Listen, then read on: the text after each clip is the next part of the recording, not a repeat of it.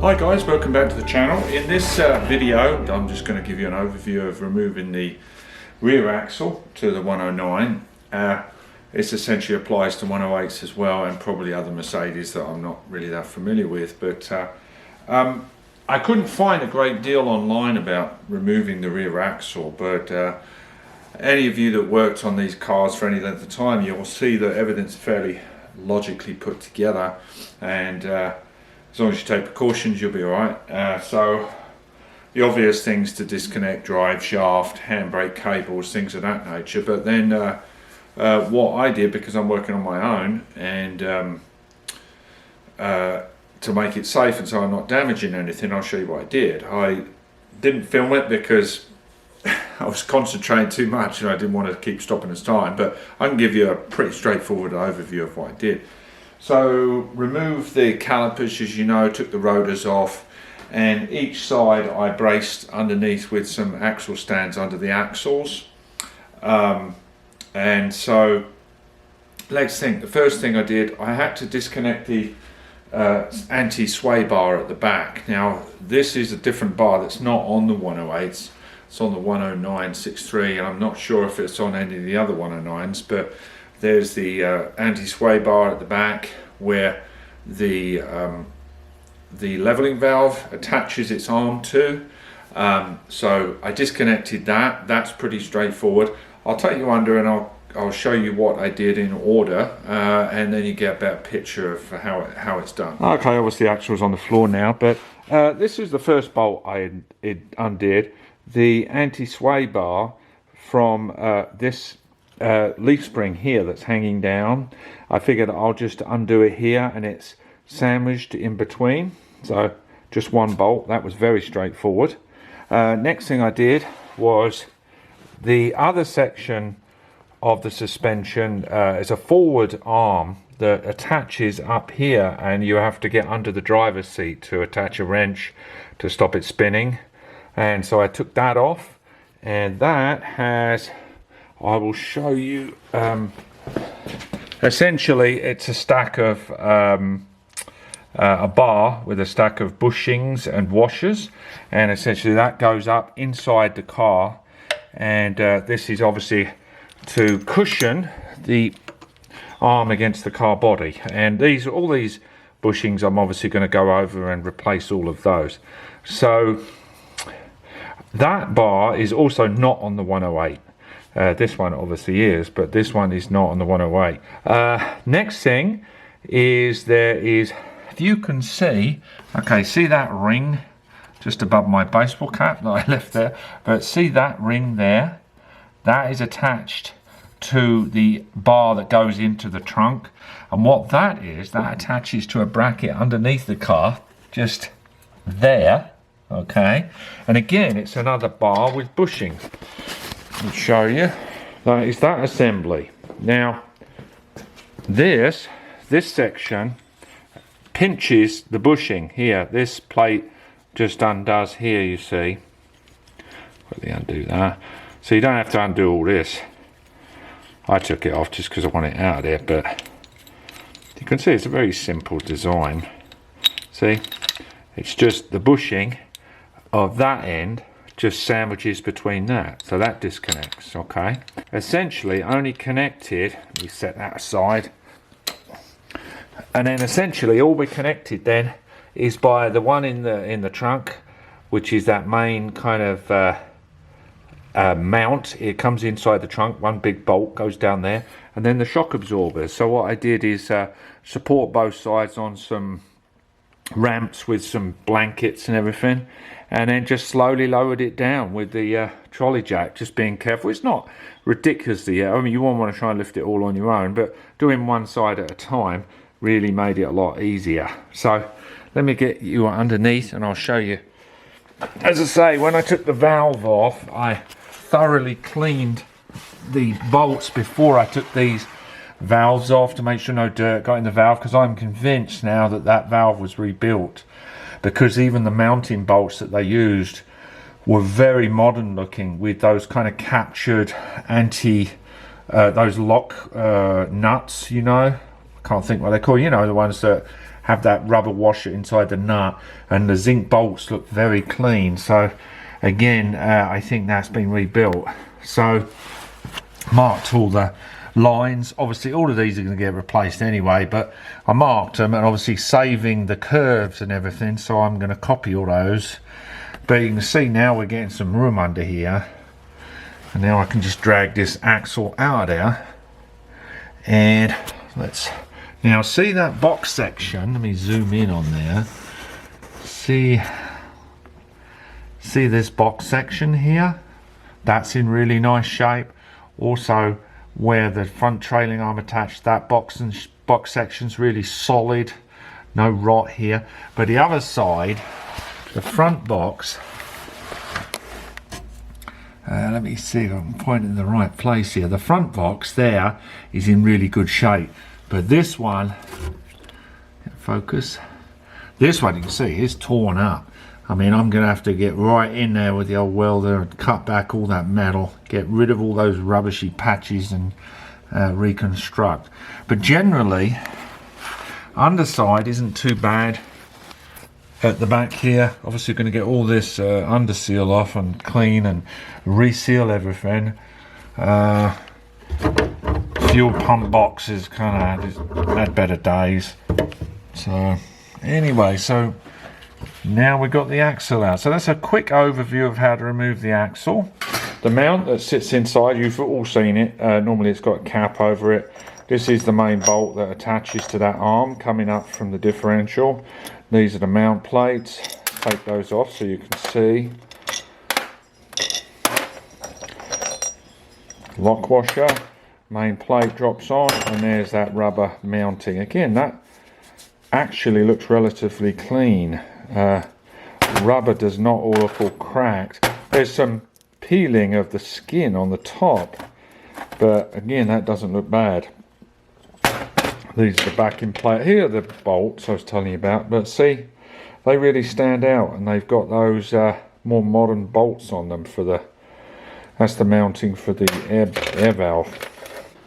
And we can drag this guy out of here now and start to disassemble it. Well, clean it first, get all the gunk off of it, and then start disassembling, take these half shafts out, put new bearings in it. And like I say, I said in the last video, any other tips on the main differential I should look at while it's out on the floor. Right, that's it, pulled out from underneath the car. I use these little wheel chock things to pull it out, made it a lot easier. You know, it's a bit of a task with one person, but you can do it with a bit of leverage and just being careful with the jack, and like I say, lowering it down on blankets and all that stuff. So as I say, it's very similar to the 108 actually. There's a few differences. These arms are not on the 108. I'm not sure that they're on the 109 3.5 either, but this might be just for the 6.3. I'm assuming for extra stability and strength. Let's see now. Also, those cars, I don't believe, certainly not the 108s, have the rear sway bar. As I say, this boot here, you know, if this gets damaged, you know, lubricant and everything gets exposed, and that spline joint in there would be vulnerable. So you can get the ones that are split. This one is not a split one, this is a full one, and I'll probably end up replacing that, because while you're in here, and again, taking this off to do that is, like I say, not really a big deal. But you can replace these with the split boots, you know, with that, there's a kind of a clamp that you put on the top here and a special tool to clamp it. That's if you don't want to take the thing out. Now, just as an extra thing I wanted to tell you about, obviously these are the brake shoes, and when I got my 108 some years ago from Colorado, once I got the car running, okay, I could roll forward, okay, the car would go forward, but as soon as I went to go into reverse, put it in reverse, and all of a sudden it stopped, right? And I could tell the way the car was stopping, it was on just one side. One wheel was locking up, and I didn't think it was anything to do with the transmission. It just didn't feel like it. You know, you get that feeling once the car stopped, it was just jamming on one side. And anyway, so I took the wheel off, took the hub off, and what it was, these tiny little retaining springs, well, you've all seen them, they're common on most of the Mercedes from my understanding. One of these retaining springs, let me get the shoe here, that goes through there, you see, and then hooks to the back plate, right? One of these had broken, right? It had just broken away, it had come off, right? And what was happening, this shoe was slopping around in there, and it just so happens when the car went in reverse, it would jam up and bind, and it was all down to this little spring. So just for reference, you know, I was a little bit concerned that it was something more serious, but it turned out to be just this little retaining spring, which was a real nice bonus, that. So anyway, I'm going to take these other shoes off, and then that will expose the series of nuts that enable you to remove this backing plate. There's a gasket behind that. I know this because I've done my old 280, you see, to then remove the shafts to replace the rear wheel bearings in there. What I did, I'm not sure how I'll do it while it's off the car like this, but on the car, I undid those nuts, loosened the back plate, remounted an old wheel, you know, an old steel wheel that I didn't care about, bolted it back to the flange, and then give it a few strong taps with a mallet, and then it released this half shaft. It worked fine. Then you can get to the half shaft and pull those bearings off. If you don't have the facilities to pull the bearings, you can take to a machine shop and have the bearings, new ones, pressed on. That's a pretty straightforward job. I'll certainly do that on this because while it's out, you know, and obviously new shoes and all that good stuff. Now, as far as the bushings, on these arms, there's a big rubber bushing here. Okay, that'll obviously get replaced. These are obviously the plates that go under the side there. They go under there. So, and then there's a rod coming from the bodywork, comes through there. So these rubber bushings, obviously, it's something that doesn't get much attention, you know, over the years, and so those get replaced. On the other end there's also a single large bushing. It's a little different from the 108. I've been reading the manual this morning. That one looks like a large rubber bushing, a little different from the sprung cars. I'm not sure why and the purpose behind that. Then obviously this series of bushings that goes up into the bodywork of the car. The main bushing here for the mount, the bushings on that arm that comes across. So there's various rubber parts that I'll replace. So all of the brake cables, I'll take all those off. I've noticed that some of these rubber coverings, you know, on the brake cables, they've all, especially on that one, it's all broken up. Obviously moisture getting there and then ended up, you'll break your handbrake cables. Right, just to give you an idea how to get the sway bar out. I should have really done this on the car really, but because then you'd have to deal with it. But anyway, so this guy, that's where the shock absorber attaches to. That's underneath here, and here's a bushing here where the sway bar stabs into. And on the bottom of this yoke, it's open, and then this bolts through like so to stop obviously the sway bar, captures the sway bar. After you've removed this, then the sway bar can be dropped out the bottom, see, just like that. So yeah, it goes like that. It's all very logical. This is held in by 3 17mm bolts, and then you can just undo it from the other end, twist it out.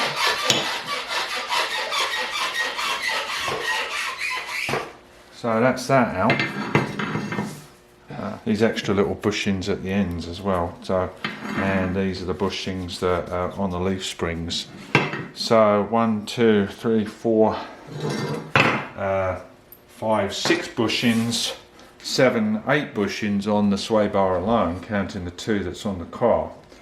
So anyway, well, thanks for joining me again in this short video.